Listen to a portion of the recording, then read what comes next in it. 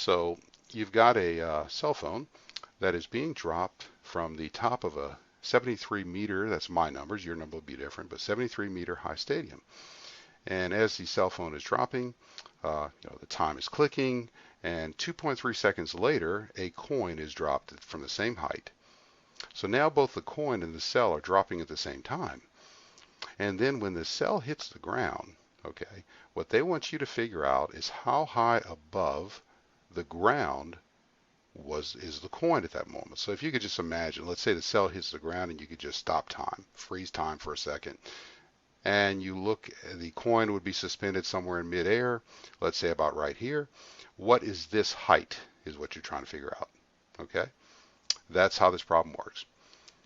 All right, so I'm going to do two things. First thing I'm going to do is I'm going to just tell you in words how you would do this without actually putting the numbers down. And then maybe at that point, some of you may just stop the video and just go ahead and tackle it yourself. You might have enough information to go ahead and solve it.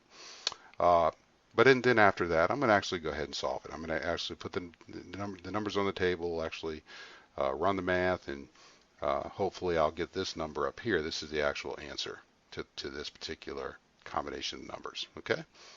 All right, so that's how we're going to do it. And let me go ahead and just explain how you do this first. What you want to do is you want to first figure out what is the delta y of the cell phone from the top up here.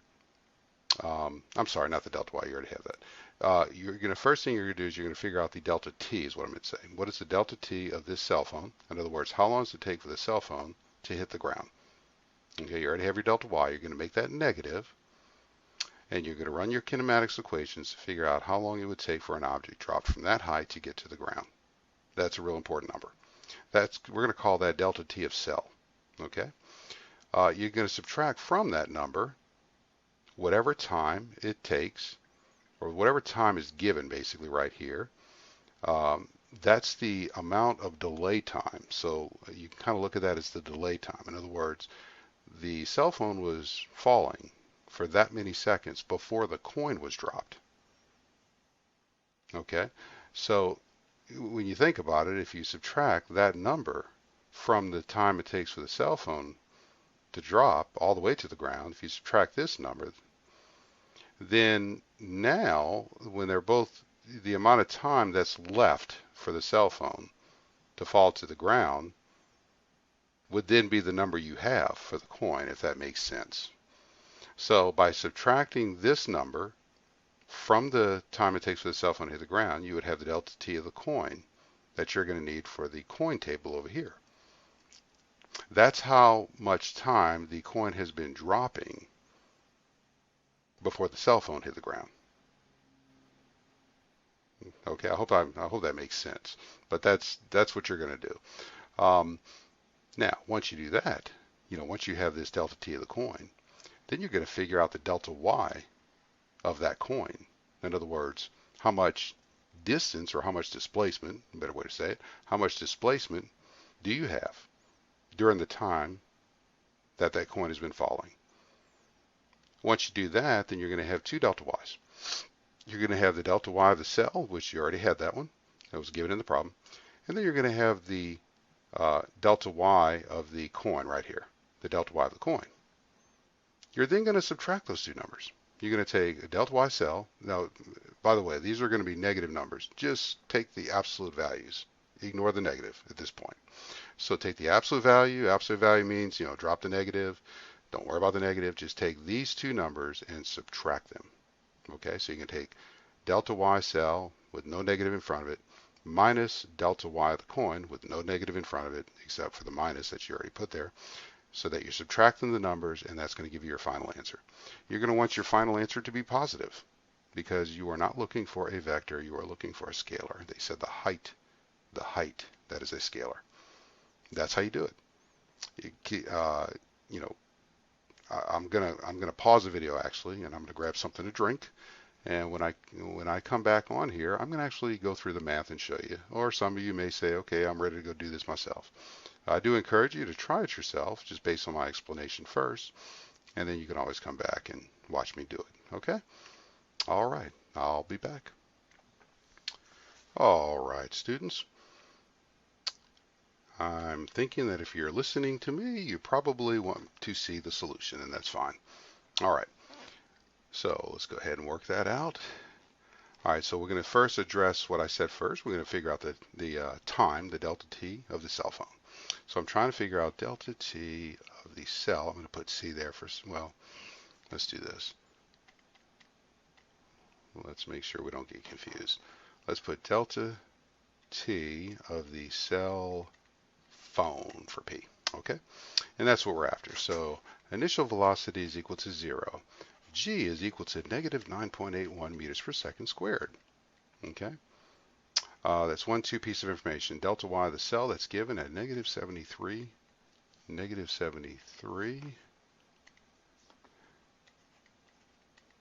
meters. That's going to be your delta y of the cell phone. Three pieces of information is all I need to calculate anything. And looking at this, okay, so let me show you how this works. All right. All right, so we're going to need this equation. We're going to need delta y equals vi delta t plus 1/2 g delta t squared. But vi is 0, so since vi is 0, we could literally knock out that entire middle term. And that gives you delta y equals 1/2 g delta t squared. And we need to get t by itself, okay? So, you know, again, I don't want to go through all these steps because I'm trying to make this as quickly as possible. So you're going to multiply both sides by 2.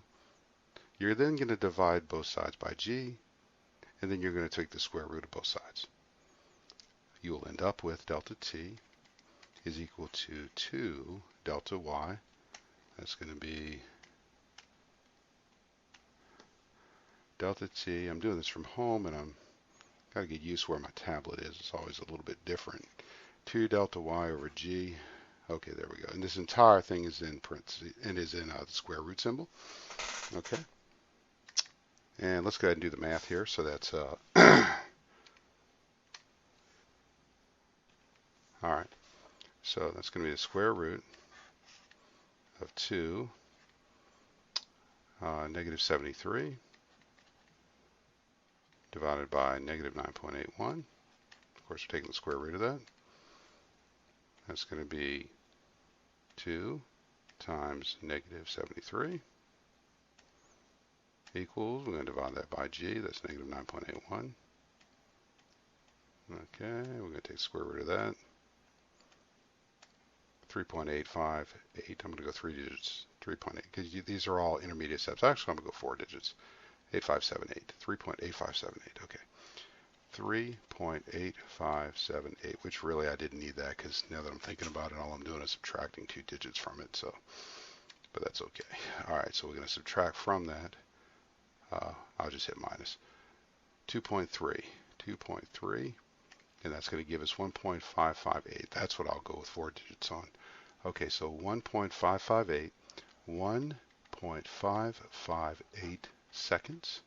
Okay, that is my delta t of the coin. I want to go ahead and realize that the coin also starts at 0. The coin is also in the hands of Earth, so it gets 9.81 meters per second squared. And now I want to go ahead and figure out the delta y of the coin. I'm just going to put c for coin. Okay. All right, let's go ahead and see what equation do we need there. Looks like we need the same equation, but we don't have to isolate the t this time. So that's going to be, let's see, I'm over there. Oh, that's right. I'm not on the video this time, so I don't have to worry about my face. And okay, it's doing that funny little lockup thing again. So I'm going to have to pause and fix it and come back. Okay. I will be right back. Problem solved. Okay. So let's see. We're trying to figure out delta y. So that's delta y of the c is equal to, so look, it's this equation right here. Delta y equals VIT plus 1/2 GT squared. But again, I don't need that middle term because VI is 0. So I'm not going to waste time writing it. That's 1/2 G delta T squared. That's going to be delta y of the coin equals 1/2 negative 9.81 times T squared. That's the 1.558 squared. 1.558 squared. I'm going, right, we're going to go ahead and get that. So 1.558 x squared times, I'm kind of going backwards here, negative 9.81, negative 9.81 times 0.5, negative 11.906. Negative 11.906. Final answer is going to be this number right here, the 73, minus that number, but I want to ignore the negative signs.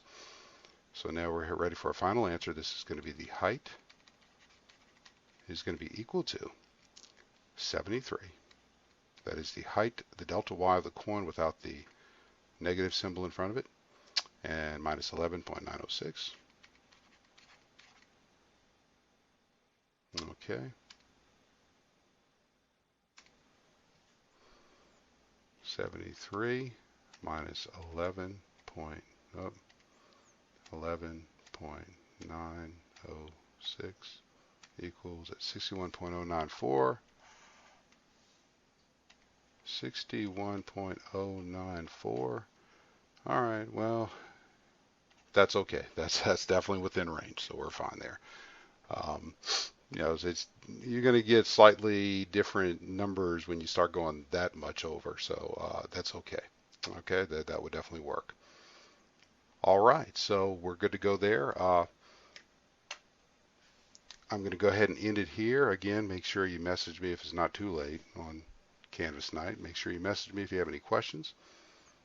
And I'm going to go ahead and end it here. Have a great day. Thank you.